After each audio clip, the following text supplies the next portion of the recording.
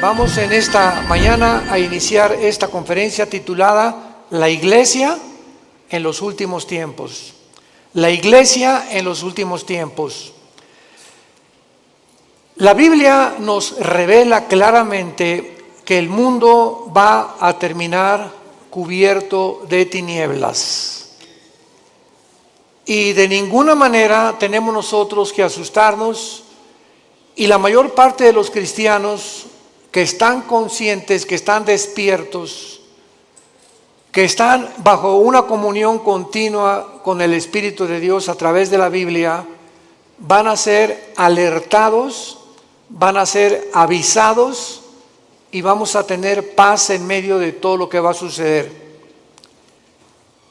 El mundo terminará completamente en tinieblas, además de la confusión política, económica y religiosa que ya estamos atravesando.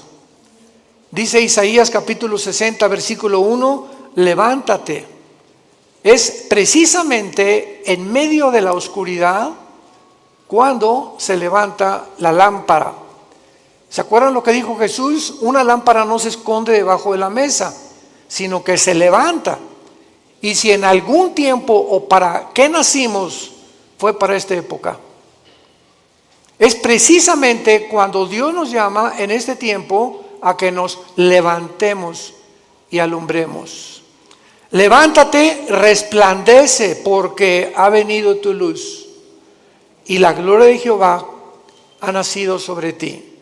He aquí que tinieblas cubrirán la tierra y oscuridad a las naciones, mas sobre ti amanecerá Jehová y sobre ti será vista su gloria. Mientras más oscuro, más fuerte la luz. En una oscuridad tremenda, un cerillo que prendas se ve a grande distancia. Así que tenemos que estar conscientes de eso. Pero lo más trágico es que estas tinieblas también alcanzarán la iglesia. Y vamos a ver de qué forma también los últimos tiempos que estamos viviendo, la oscuridad aumentará dentro de muchas iglesias, y voy a definir y a explicar claramente a qué iglesias se refiere la Biblia. Jesús dijo en Mateo 24:12, por haberse multiplicado la maldad, el amor se enfriará. Y no está hablando de los no cristianos, está hablando a los cristianos. Dios no espera que haya amor fuera de la iglesia, porque el mundo está completamente bajo el maligno. Por haberse multiplicado la maldad, por tantas cosas que están pasando, el amor de muchos cristianos se va a enfriar unos con otros. Habría frialdad, habría distanciamiento, y esto es lo más peligroso que podemos nosotros atravesar. Isaías 24, versículos 5 al 6, describe el mundo en los últimos tiempos. La tierra será enteramente vaciada y contaminada. Se destruyó, cayó la tierra, enfermó, cayó el mundo, enfermaron los altos pueblos de la tierra. Y a continuación del versículo 5 de Mateo 24 nos da 3 razones por las cuales el mundo ha llegado al punto donde nos encontramos, donde la ciencia, escuchen, ya no es ciencia. Cuando la misma ciencia dice que hay más de 3 o 4 géneros, es cuando la ciencia dejó de funcionar. Porque la biología y la genética nos dicen que solamente hay varón y hembra. Si tienes las cromosomas Y, eres varón. Si tienes las cromosomas XX, eres hembra, eres mujer. ¿De dónde pues están fomentando 3, 4, 5, 6, 7 géneros? ¿Dónde está eso? En la biología o en la genética, ya no en la Biblia. ¿Cómo es posible que haya el mundo llegado a aceptar esto? Así de loca está la ciencia, se corrompió la ciencia. Los sistemas políticos han fracasado todos. 1991 el comunismo cae.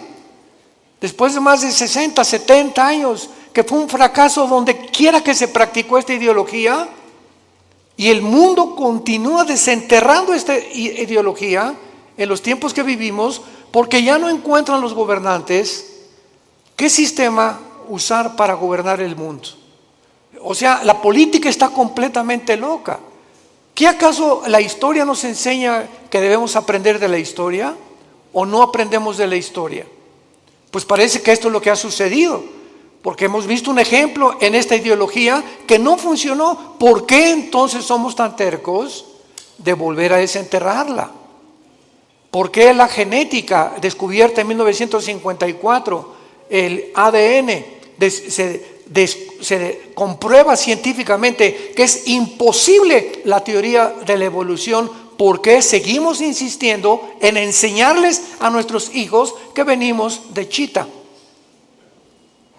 Que somos el producto accidental de los animales. ¿Por qué son tan tercos los maestros universitarios cuando la misma ciencia contradice? Genéticamente es una imposibilidad la teoría de la evolución.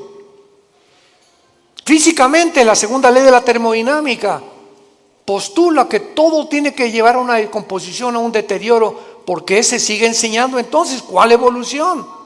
La biología enseña que los aminoácidos, que son los ladrillos de la vida, determinan que es imposible que una ardilla se convierta en conejo, ni un rinoceronte en un caballo.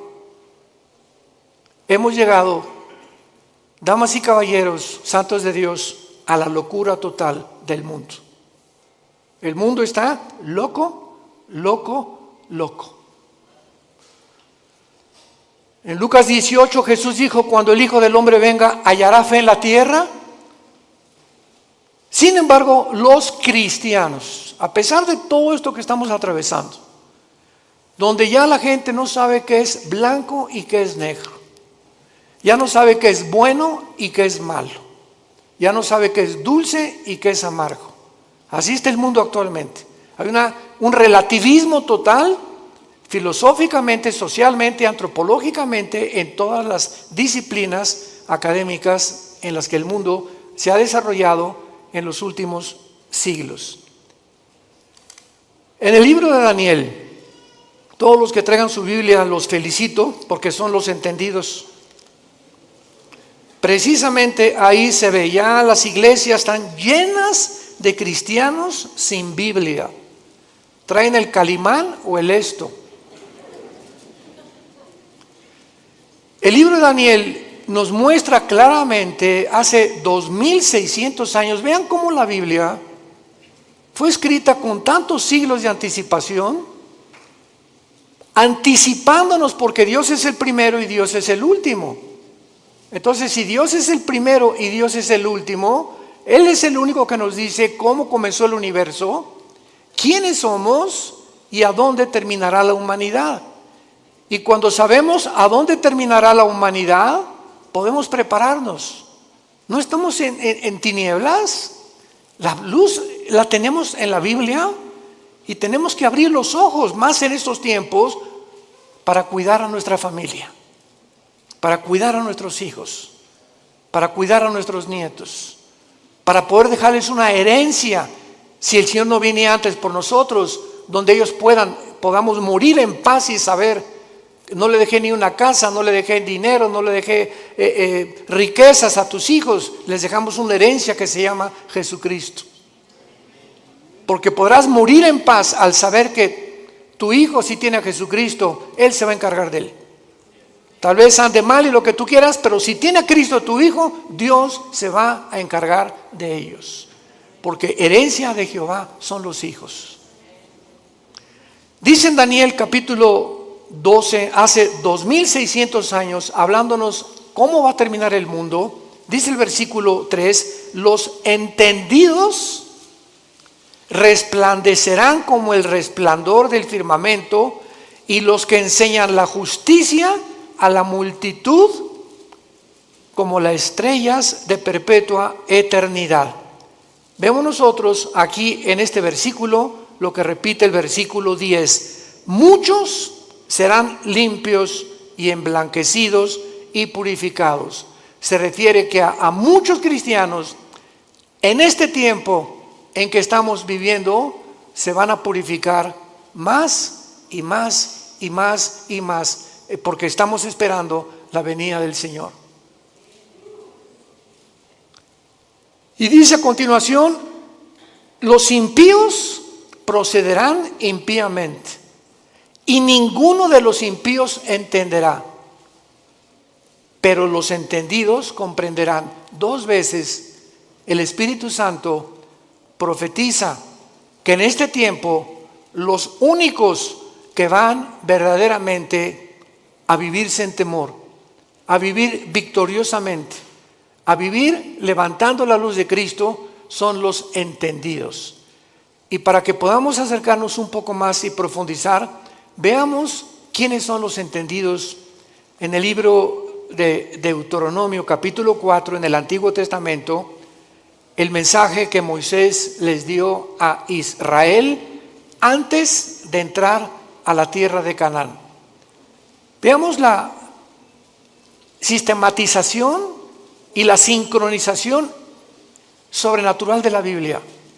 Como toda la Biblia es un solo espíritu, un solo pensamiento. Dice Deuteronomio 4, versículo 5: mirad que les he enseñado estatutos y decretos, como Jehová mi Dios me mandó, para que hagan en medio de la tierra en la cual entran para tomar posesión de ella. Guárdalos y ponlos por obra, porque esta es vuestra sabiduría y vuestra inteligencia ante los ojos de los pueblos, los cuales dirán: ciertamente pueblo sabio. ¿Y qué? Cuando tú obedeces lo que Dios te manda, te vuelves sabio y entendido. Es imposible que en los tiempos que estamos viviendo haya cristianos desobedientes. Tú sabes que como maridos debemos amar a nuestra esposa y ser fiel a ella. Como mujeres tienes que respetar a tu esposo y velar y orar por él. Como hijos, respetar a vuestros padres, porque es la primera bendición con promesa. Y cuando nosotros las cosas esenciales de la Biblia las comenzamos a vivir, entonces va a haber sabiduría para actuar y nos vamos a volver entendidos. ¿Por qué? Porque prestamos atención. En una escuela, ¿quiénes son los que sacan buenas calificaciones? ¿Quiénes son los alumnos? Los que siempre están poniendo atención a lo que el maestro está enseñando, ¿verdad? Pero los que están con el avioncito y por aquí, por allá, y platicando con Rosita, y picando, y Pepe, Juan, Juanito, ponme atención, Pepito. Esas personas, esos estudiantes, cuando llegan los exámenes, porque nunca estuvieron atentos a lo que se les explicaba, van a reprobar. Estos son los entendidos, los que están poniendo atención a lo que Dios les dice. Y lo vemos también en Mateo 24, y entendemos ahora Mateo 24, las palabras de Cristo en esta historia que Él da acerca de los tiempos de Noé. Dice Mateo 24, 37, mas como en los días de Noé, así será la venida del Hijo del Hombre. Porque como en los días antes del diluvio estaban comiendo y bebiendo, casándose y dándose en casamiento, hasta el día en que Noé entró en el arca. Escuchen. Y no entendieron. Vean el énfasis que pone Cristo en una generación, de todas las generaciones que ha habido en la historia. No pone la generación de David, ni pone la generación de Sansón, ni pone la generación. Cristo escoge una generación específica. Y lo que más enigmático hay en esta explicación de Cristo es que Él no dice, como en los días antes del diluvio estaban fornicando, prostituyéndose, secuestrando y violando. ¿Ya se fijaron los ejemplos que da Jesús? ¿Por qué Jesús nos dice cosas que no son pecado? Jesús cita que en los tiempos de Noé la gente estaba comiendo. ¿Qué es pecado comer? No. Estaban bebiendo. ¿Es pecado beber? Tampoco. Casarse, menos. Dichosos los que se casan, pero unidos por el Espíritu de Dios. ¿Por qué Cristo usa estos ejemplos que no son pecaminosos? Y dice, y no entendieron, porque en los tiempos que vivimos se va a repetir. La gente va a comer, va a beber y se va a casar y no hay nada malo en eso. ¿Cuál es el problema? Que no han entendido que no comen, ni beben, ni se casan sabiendo que Dios es en primer lugar en sus vidas. Nunca entendieron que era Dios lo más importante de sus vidas. Así era en los tiempos de Noé. Se olvidaron de Dios. Entonces no hay nada malo que te cases, no hay nada malo que bebas, no hay nada malo que compres, no hay nada malo que tengas un Lamborghini aquí estacionado afuera del edificio, o que tengas una casa de 5 millones de pesos, o que tengas un taller de carpintería y que no hayas progresado. No hay nada de malo en eso. Lo malo es que en medio de todo lo que tú estás viviendo, Dios sea en tu vida la segunda o la tercera parte de tus prioridades. No entendieron. ¿Y cuántos ahorita tienen a Dios en primer lugar? Es cuando tienes a Dios en primer lugar en tu vida, cuando te levantas y lo primero que haces es venir a este libro en las mañanas y comenzar a leer los salmos, proverbios, hincarte y llorar con Dios y buscar en las escrituras, porque el poder, lo compartimos ayer en el coffee break, la Biblia tiene un poder que no tienen los libros de Platón, ni de Aristóteles, ni de Mahatma Gandhi, ni de Confucio, ni de Buda, porque son libros que si lees a Aristóteles y Platón, pues te da intelectualidad, y si lees a Mahatma Gandhi y a Confucio te da altruismo, y si lees libros de nutriología te da capacidad para cuidar tu cuerpo, pero ninguno de esos libros te cambia. Ninguno cambia tu vida, sigue siendo lo mismo, más inteligente o más intelectual, mejor cuidas de tu cuerpo, pero tu espíritu es el último lugar. Cuando vienes a la Biblia te cambia. Tiene el poder. Jesús dijo: mis palabras son espíritu y son vida. La Biblia tiene el poder de transformar nuestra vida interior. Dice Pablo en 2 Corintios capítulo 3, mirando cara a cara, somos transformados por el Espíritu de Dios. Mirando, somos transformados. Al mirar la Biblia, al tener contacto con la Biblia, al meditarla, al estudiarla, al memorizarla, algo entra a tu vida que sin que te des cuenta, como una planta la riegas, el agua que le pones en la planta comienza a crecer de una forma invisible hasta que sale el tallo a la superficie. Tú sigue leyendo la Biblia, sigue memorizándola, sigue teniendo con Dios a través de la Biblia, porque no hay contacto con Dios fuera de la Biblia. Mis palabras son espíritu y son vida, dijo Jesucristo, Juan 5:39. El que quiera conocer la voluntad de Dios, dijo Jesús, conocerá si mis palabras son mías y mi doctrina es mías. Porque el que busca su propia gloria es porque él quiere alabarse y glorificarse. Pero yo he venido a buscar la gloria de mi Padre, el que me envió. Y las palabras que hablo son de mi Padre. Las obras que hago son de mi Padre. Y las cosas que os digo, mi Padre me las enseñó primero a mí, para que ustedes, yo, el instrumento de mi Padre, los guíe al cielo. Porque nadie puede conocer al Padre más que a través del Hijo. Nadie puede conocer a Dios si antes no conoció a Jesucristo. Es bien importante esto. ¿Quieres conocer a Dios? Primero tienes que conocer a Jesús. Porque Dios el Padre envió a su Hijo para que Él nos enseñara quién es el Padre. Nadie puede decirte cómo es Dios. Ni Buda, ni Confucio, ni Mahatma Gandhi, ni Aristóteles, ni nadie más que Jesús. Ahora muy bien, con esta introducción, dentro de las enseñanzas doctrinas que más confusión existen actualmente es ¿qué significa la palabra iglesia? Esto es increíble. ¿Qué significa cuando decimos vamos a la iglesia? O la iglesia de Jesucristo, o la iglesia apostató, etcétera, etcétera. ¿Cuáles son sus funciones de la iglesia y cómo terminará en los últimos días? Vamos a comenzar con la definición. La palabra iglesia viene de la palabra griega ek, Enrique y K de kilo. Es un prefijo que significa fuera.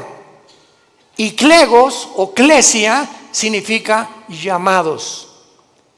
Entonces la palabra ekklesia significa llamados fuera.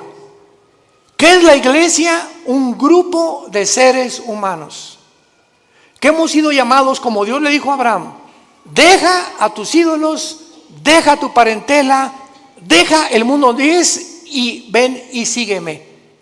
Y no le dijo Dios a Abraham a dónde iba a ir. Nunca nos dice Dios a dónde nos lleva, porque es por fe.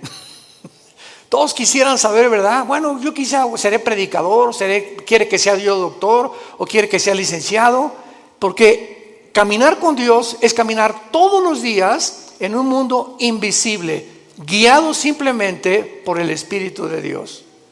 Y Abraham es el padre de la fe, porque obedeció a Dios sin saber a dónde iba, pero simplemente porque Dios lo llamó. Entonces la iglesia somos personas que Dios nos ha llamado a salir fuera de las diversiones del mundo, de la forma como el mundo se comporta, de la cultura del mundo, de las cosas que el mundo ama, los deseos de la carne, los deseos de los ojos y la vanagloria de la vida, del aplauso, la popularidad, la alabanza del mundo que unos buscamos unos con otros. Y fue la razón por la cual los fariseos no creyeron en Cristo. Dice la Biblia que los fariseos no creyeron en Cristo porque amaban más la gloria del mundo que la gloria de Dios. Entonces Dios nos llama y nos saca, no físicamente, nos saca del mundo, entiéndanlo, espiritualmente. Veamos este ejemplo en Juan 17, de qué forma el apóstol Juan lo define. Juan 17, versículo 14 y 15. Es Jesús en su última oración sacerdotal. Al otro día Jesús iba a morir en una cruz. Y estas se pueden considerar como sus últimas palabras o la última oración que él le hace al Padre. Versículo 14, capítulo 17 de Juan, versículo 14 en adelante. Y dice Jesús, le está hablando a su papá, al Padre: yo les he dado tu palabra. ¿Qué nos dio Jesús? ¿Qué nos dio Jesús? ¿Qué nos dio Jesús? Esto es lo que nos dejó Jesús. Imagínense la importancia que tiene nuestro contacto diario con la palabra.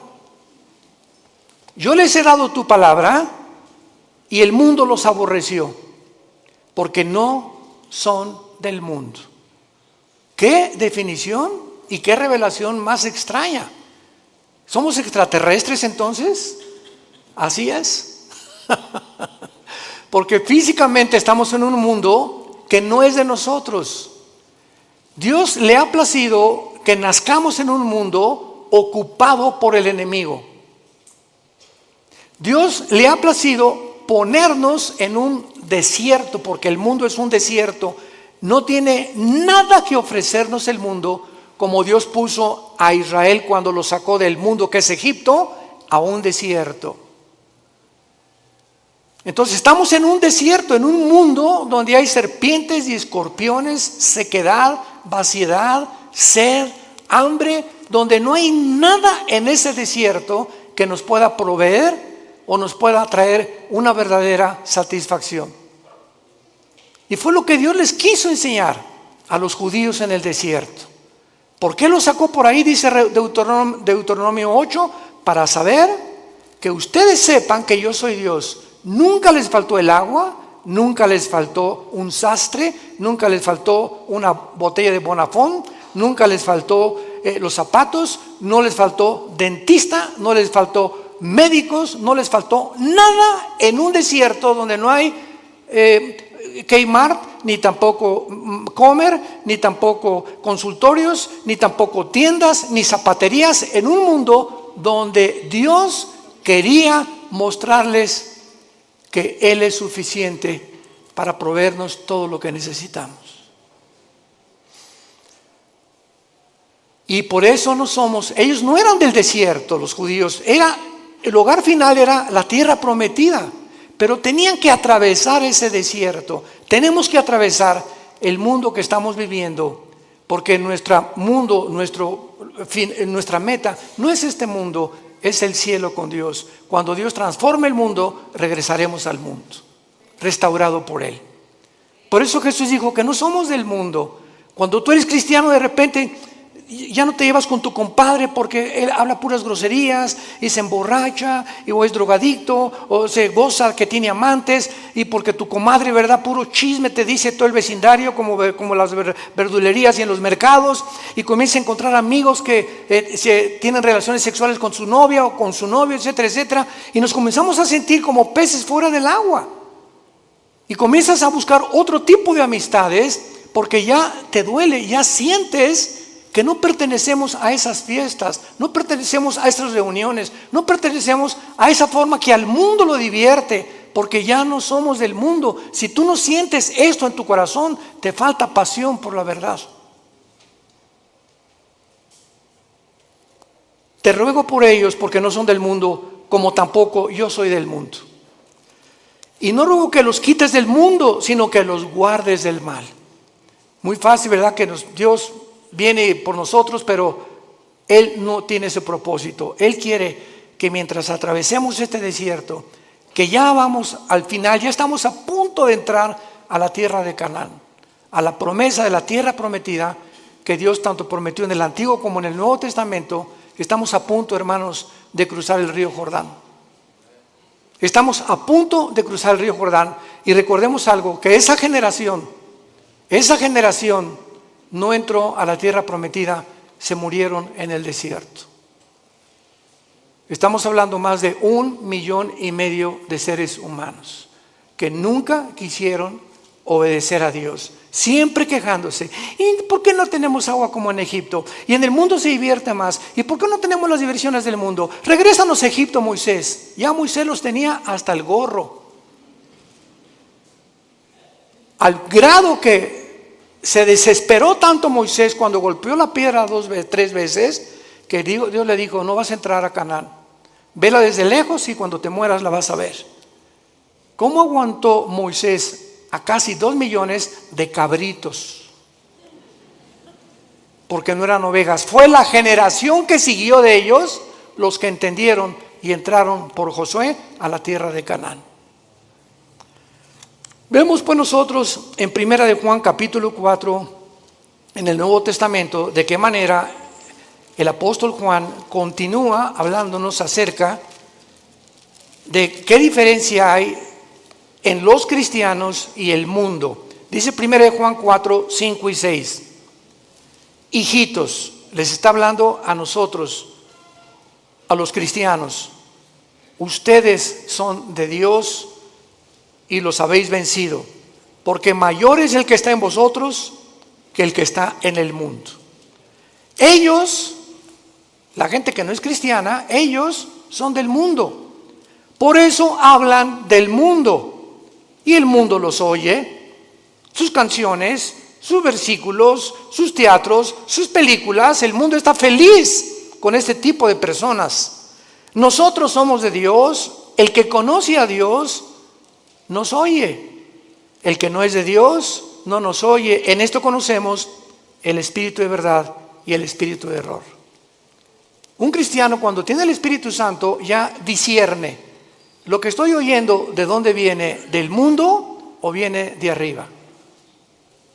Cuando tú pones más atención a canciones, ¿verdad?, artistas mundanos, que a las cosas de Dios, es porque tienes tu corazón en el mundo todavía. No has sabido aislarte, ni has sabido hacer a un lado las cosas del mundo. Dice claramente también en 1 Juan 5:19 que el maligno está al control del mundo entero. Muy bien, entonces, en otras palabras, para concluir, la iglesia cristiana consiste en seres humanos. Tú y yo tenemos un llamado. Qué privilegio que Dios nos haya escogido. Qué privilegio que Dios me haya llamado entre mis amigos que yo tenía antes de convertirme. De muchos familiares míos que no los llamó Dios como me llamó a mí. Qué privilegio tan grande. Qué privilegio tan grande. Que para vivir siempre en humildad, dándole gracias a Dios, llorando por el privilegio que Dios nos llamó, el creador de los cielos y la tierra. Te dijo: Pepe, ven, quiero darme a conocerte. Quiero que sepas quién soy. quiero que sepas que tienes un plan, quiero que sepas que nunca te voy a dejar, nunca te voy a abandonar.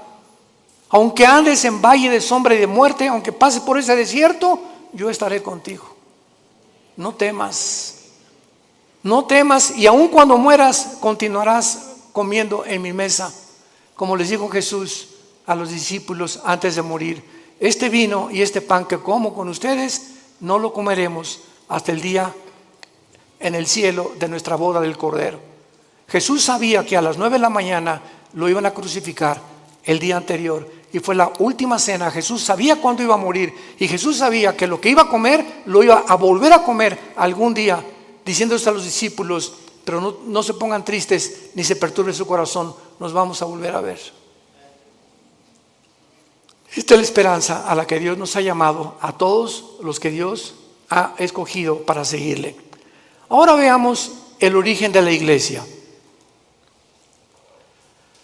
La iglesia no existía en el Antiguo Testamento. Esto es básico en la teología cristiana. Ustedes que ya están en teología. La iglesia no existía en el Antiguo Testamento. Veamos en Efesios capítulo 3 cómo Pablo nos lo revela. Efesios capítulo 3, versículo del 1 al 6. Por esta causa yo, Pablo, prisionero de Cristo y Jesús por vosotros, los gentiles, si es que habéis oído de la administración de la gracia de Dios que me fue dada para con vosotros, que por revelación me fue declarado el misterio, como antes lo he escrito brevemente, leyendo lo cual pueden entender cuál sea mi conocimiento en el misterio de Cristo. Misterio que en otras generaciones, está hablando del Antiguo Testamento, no se dio a conocer a los hijos de los hombres, como ahora es revelado a sus santos apóstoles y profetas por el Espíritu. ¿Cuál es este misterio, Pablo?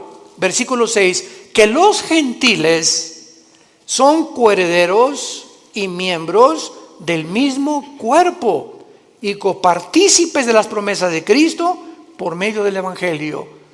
En el Antiguo Testamento los judíos se enorgullecieron, le dijeron a Cristo: somos descendientes de Abraham, pero no hijos de Abraham.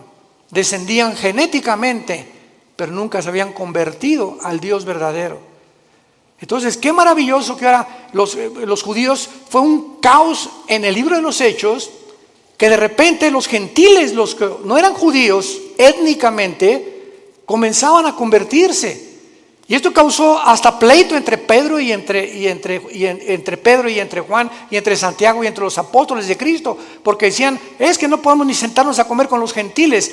Este concepto tenían de los gentiles, que no eran los cristianos. Y ahora el misterio, en Hechos 10 se hace una reunión con todos los apóstoles, Santiago y Pedro la presiden y dictan este decreto.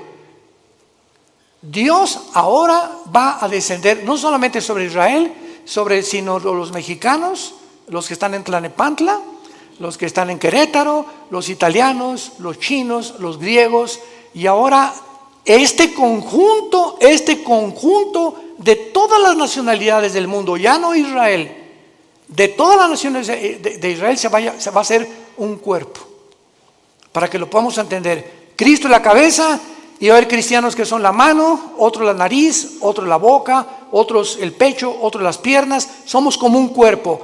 Pero así como la nariz le dice a la oreja: tú no hueles como yo, la oreja le va a contestar: ni tú oyes como yo, menso. Para que no haya, dice 1 Corintios 12, desaveniencia entre nosotros, y nunca nos enorgullezcamos de que alguien tiene más que otros. Esta es la razón por la cual en la iglesia hay denominaciones: bautistas, presbiterianos, nazarenos, Viano para el Mundo, carismáticos, pentecostales, etcétera, etcétera. Pero ¿qué es lo que nos une? Aunque hay diferencia en ciertas doctrinas no esenciales, lo que nos une es el amor. El amor.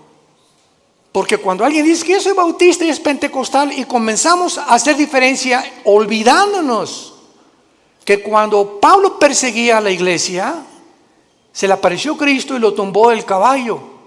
¿Y qué le dijo Jesús a Pablo? ¿Por qué me persigues? Jesús se estaba identificando con los que le seguían. Y si despreciamos a algún hermano nosotros porque es de otra denominación, estamos despreciando a Jesús. Porque Él pertenece también a Jesús, nuestro Señor y nuestro Salvador. Tengamos cuidado por eso, de amarnos y soportarnos.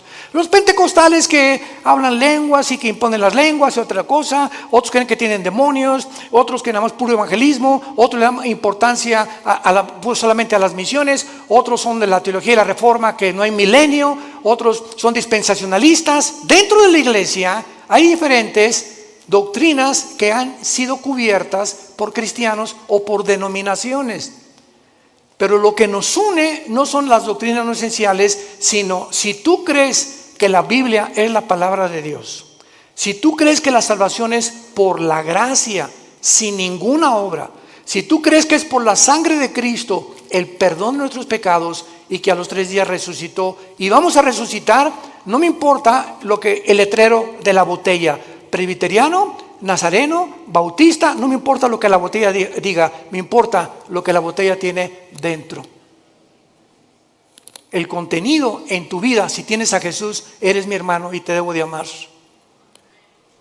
Y si no estoy de acuerdo contigo, no lo vamos a estar toda la vida, nos vamos a poner de acuerdo tal vez ahí arriba. Pero mientras estamos aquí vamos a soportarnos y vamos a perdonarnos. Porque el amor cubrirá todas las faltas. Y la ley se cumple con el amor a los demás. Entonces, este es el origen de la iglesia. La iglesia es una nueva entidad que no existía en el Antiguo Testamento. Es el cuerpo de Cristo. Veamos cómo se formó este cuerpo en Pentecostés, pero lo explica Pablo en 1 Corintios capítulo 12, versículo 13. 1 Corintios 12, 13. ¿Cómo se forma esta nueva entidad que no existía en el Antiguo Testamento? Dice así: porque por un solo espíritu fuimos, ¿cuántos? Todos bautizados en un cuerpo. ¿Cuál es el cuerpo? El cuerpo de Jesucristo. Sean judíos o griegos, esclavos o libres, a todos se nos dio a beber de un mismo espíritu. Esto se llama el bautismo del Espíritu Santo. En el momento en el que tú recibes a Cristo, el momento que ayer tuvimos 40 y tantas decisiones ayer, fue una bendición el coffee break, démosle gracias a Dios y oremos por estas 42 decisiones que ayer pidieron a Cristo entrar a sus vidas.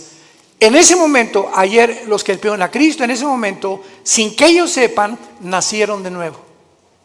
Algo extraño, espiritual, en el mundo invisible sucedió dentro de sus vidas, que fue sembrada una semilla que venía de aquí. Si no viene de aquí, tú no puedes nacer de nuevo. Dice 1 Pedro 1:23, siendo renacidos por la semilla incorruptible que es la palabra de Dios, y la fe es por el oír, y el oír por la palabra de Dios. Entonces, una semilla es sembrada y esa semilla tiene que ser regada, tiene que crecer. Si realmente está la semilla dentro de ti, tiene que crecer.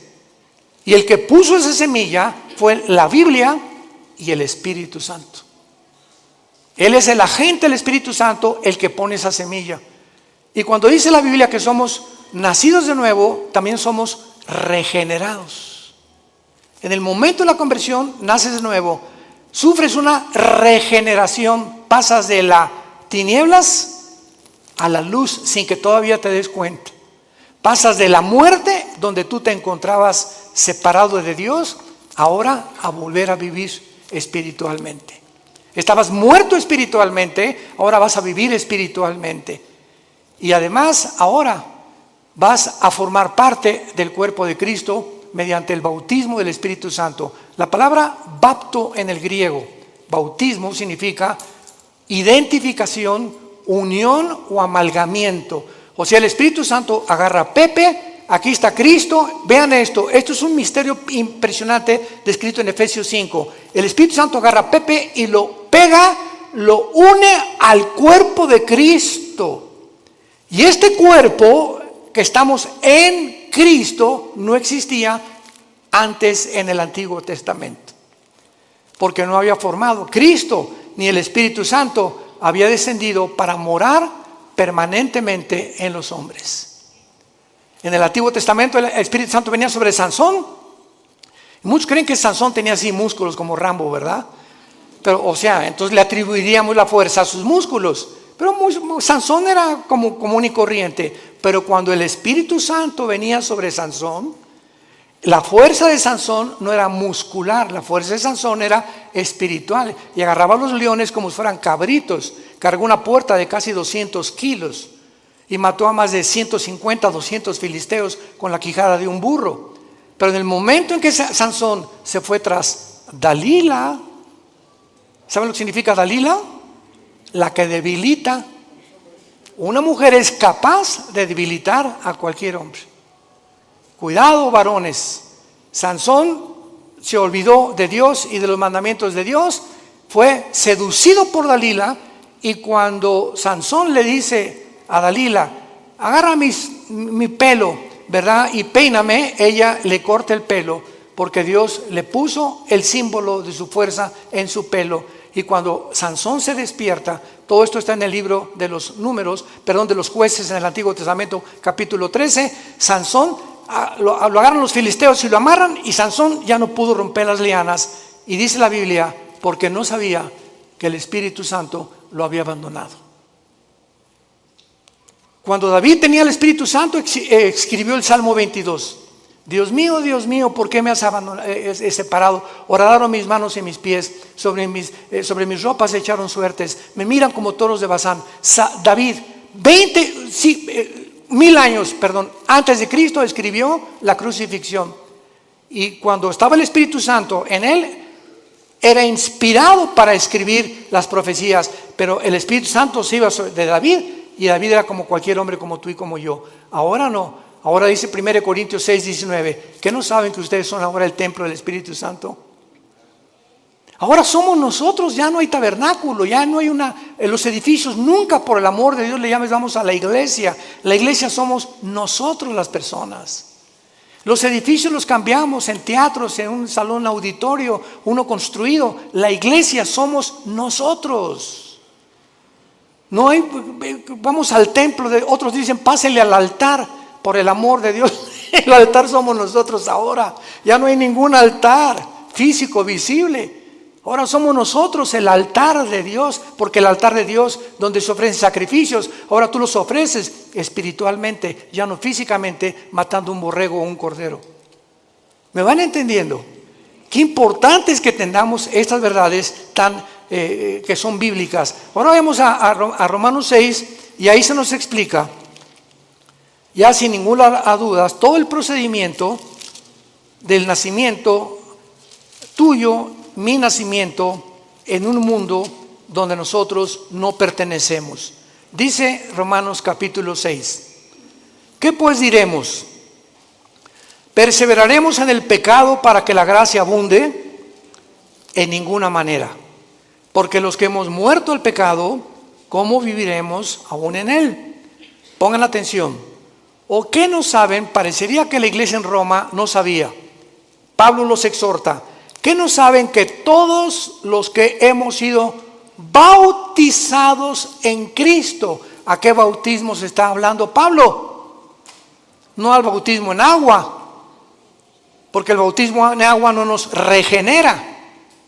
Todos los que hemos sido identificados, amalgamados, unidos. Recuerden lo que significa la palabra bautismo. Amalgamados, identificados, unidos.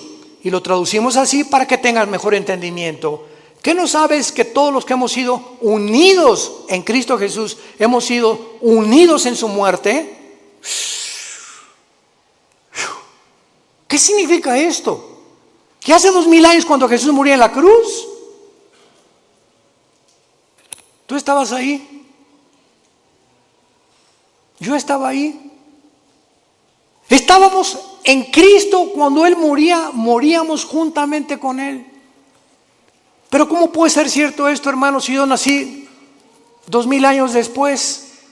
Espiritualmente, el mundo invisible nos es revelado, porque en el momento en que moría Cristo, Dios sabía que tú y que yo lo íbamos a recibir. Y ya estábamos en Cristo, en esa cruz. Por eso cuando recibes a Cristo, Él muere, con su muerte paga tus pecados, dándonos a entender que tú y yo moríamos, pero ahora Él moría en mi lugar porque yo no los podía pagar. Qué tremenda revelación, ¿verdad? Porque son versículo 4, pero no solamente queda ahí. Además, somos sepultados con Él para muerte por el bautismo. Cuando nacemos de nuevo, el Espíritu Santo nos pega con Cristo, morimos con Cristo. Cuando Cristo fue enterrado, tú y yo fuimos enterrados con Él. Ahora lo explico. A fin de que como Cristo resucitó de los muertos por la gloria del Padre, así tú también andes en vida nueva. Un cristiano que recibe a Cristo, ha muerto con Cristo, ha sido enterrado con Cristo, y si hemos sido enterrados es porque el antiguo Pepe, la antigua Carmelita, el antiguo Armando murieron cuando yo recibí a Cristo. Yo estoy muerto a los ojos de Dios ya. Ya Dios no tiene nada contra mí. Absolutamente nada contra mí, porque me ha recibido por gracia y me ha dado lo que yo no merezco. Y lo que me queda por vivir ahora, aunque ya por eso la salvación no se puede perder, porque ya fuimos muertos, enterrados y resucitados con Cristo, estamos unidos con Él eternamente. Ahora simplemente nos queda crecer en la gracia y el conocimiento de Dios y obedecer a Dios para que las bendiciones que iban a tener en Canaán en el Antiguo Testamento, las tengas en esta vida. Y en la nueva vida, cuando entres a Canaán, no seas descalificado para servir a Dios. ¿Van entendiendo esto? Muchos dentro de 2 o 3 años lo van a entender. No importa, pero los que son inmaduros todavía en Cristo y los que son niños en Cristo, esto les sirve para ir dándose cuenta la profundidad de lo que es la vida cristiana. Y dice el versículo 5, porque si fuimos plantados juntamente con Él, está en tiempo pasado este verbo, fuimos plantados con Él en la semejanza de su muerte, lo seremos en la de su resurrección. Si ya realmente hemos muerto con Cristo, sepultados con Cristo y resucitados con Cristo, nuestra garantía es volver a vivir. Y esto nos habla claramente que fue efectuado mediante el bautismo del Espíritu Santo, cuando fuimos bautizados con Cristo en el momento de la conversión.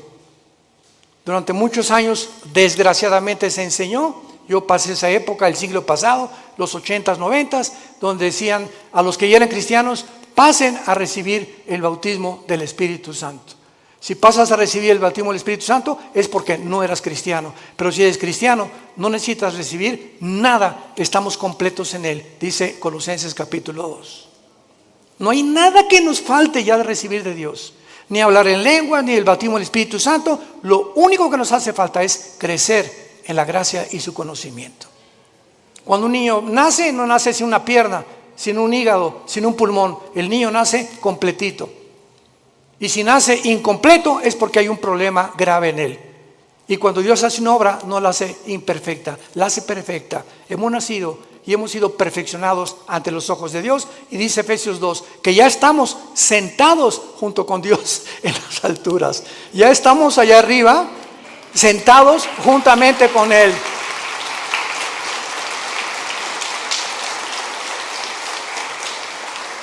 Te damos gracias, Señor, en esta mañana por tu palabra. Porque por un solo Espíritu todos hemos sido bautizados, identificados, amalgamados, unidos al cuerpo de tu Hijo Jesucristo.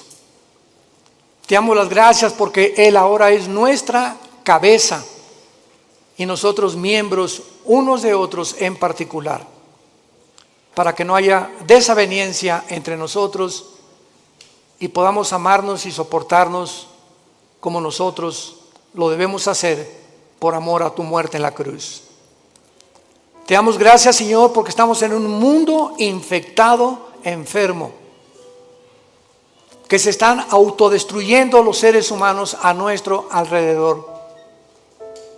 Y ahora nuestro deber es alumbrarlos, sacarlos de la podredumbre donde se encuentran, del pecado donde han vivido, mostrándoles que tu gracia es más que suficiente para transformar la vida de cualquier persona que quiera obedecer a la fe, obedecer el Evangelio.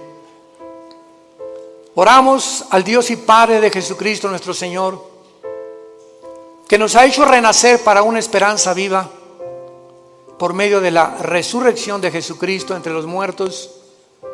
Que todos ustedes permanezcan fieles hasta el fin, en la esperanza a la que todos hemos sido llamados. Que Dios les dé un espíritu de revelación, alumbrando los ojos de vuestro entendimiento, para que comprendan esta esperanza maravillosa que se llama Jesucristo. Él es nuestra esperanza bienaventurada. Y que conozcamos la supereminente grandeza del poder que lo levantó de los muertos, porque es el mismo poder que está actuando dentro de tu vida y de mi vida. Descubre este poder, hermano y hermana en Jesucristo. Descubre el poder inmenso que Dios nos ha dejado. Y mientras vivas creyendo y obedeciendo, Dios te levantará más pronto del lugar donde tú te encuentras, para que te conviertas en una antorcha en tu lugar de trabajo, en tu escuela o en tu universidad, y podamos guiar a la gente que queda y que va a recibir pronto al anticristo, arrebatarlos del fuego eterno por la gloria de Dios. Si alguna persona en esta mañana quiere recibir a Cristo por primera vez, ser unido con Él en su muerte, en su entierro y en su resurrección, dile estas palabras con todo tu corazón. Señor mío y Dios mío, perdona mis pecados. Creo que en la cruz pagaste por ellos y que a los 3 días resucitaste de los muertos. Y como creo que vives, Señor Jesús, ahora te pido en este instante a que entres a mi vida. Te recibo como mi Señor. Gracias por darme la vida eterna y haberme hecho renacer mediante la predicación de tu santa palabra. En el nombre de Jesús. Amén.